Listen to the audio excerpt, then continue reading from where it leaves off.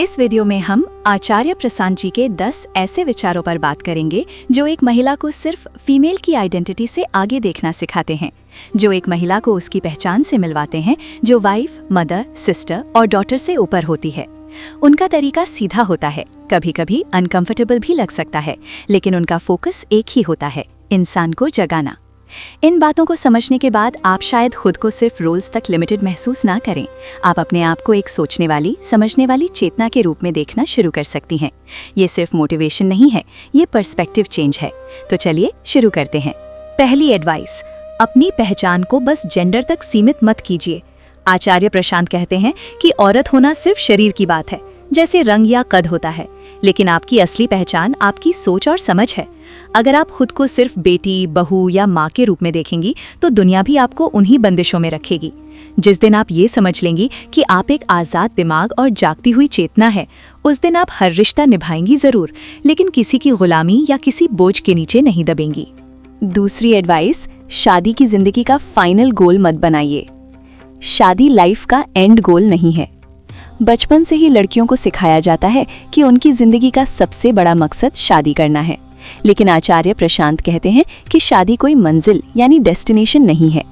असलियत में शादी सिर्फ एक रिश्ता है, पूरी जिंदगी नहीं।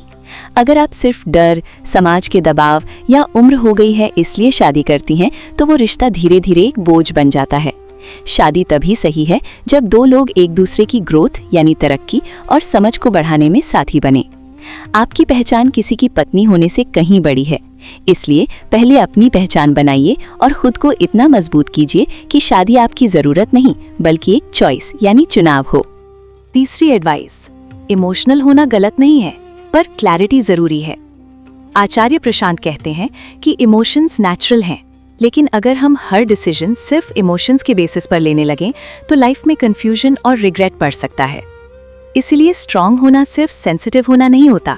स्ट्रांग होना मतलब होता है चीजों को क्लियरली देख पाना और सही डिसीजन लेने की समझ रखना।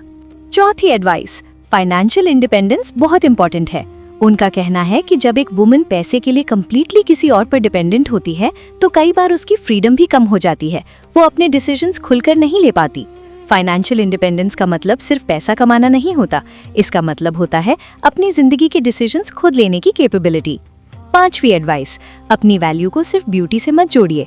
आज के टाइम में ब्यूटी इंडस्ट्री और सोशल मीडिया बार बार ये मैसेज देते हैं कि एक वुमन की वैल्यू उसके अपीयरेंस से डिसाइड होती है, लेकिन आचार्य प्रशांत कहते हैं कि असली ब्यूटी इंसान के कैरेक्टर, समझ और क्लैरिटी में होती है। चेहरा वक्त के साथ बदल जाता है, लेकिन बुद्धि और समझ अगर स्ट्रांग हो तो वो लाइफ भर साथ देती है। छठी एडवाइस, सोसाइटी की कंडीशनिंग को समझिए। बचपन से ही विमेन को कई रूल्स और एक्सपेक्टेशन सिखा दिए जाते हैं, कैसे बोलना है, कैसे रहना है, क्या करना है और क्या नहीं करना। आचार्य प्रशांत कहते हैं कि अगर आप फ्रीडम चाहती हैं तो सबसे पहले ये समझना जरूरी है कि कौन सी बातें सच में सही हैं और कौन सी सिर्फ कंडीशनिंग का हिस्सा है। सातवीं एडवाइस, नॉलेज और अंडरस्टैंडिंग सबसे बड़ी पावर है। रियल एम्पावरमेंट स्लोगन से नहीं आता, वो तब आता है जब इंसान एजुकेटेड हो, अवेयर हो और दुनिया को समझने की कोशिश करे। जब एक वुमन नॉलेज और अंडरस्टैंडिंग को अपनी स्ट्रेंथ बनाती है, तब वो किसी भी सिचुएशन में ज़्यादा कॉन्फिडेंट और इंडिपेंडेंट होती है। आठवीं एडवाइस, अपने अंदर के डर और कंडीशनिंग को पहचानिए। कई बार हम सिर्फ सोसाइटी की वजह से ही नहीं, बल्कि अपने अंदर की फियर और इनसिक्योरिटी की वजह से भी कॉम्प्रोमाइज़ करते रहते हैं।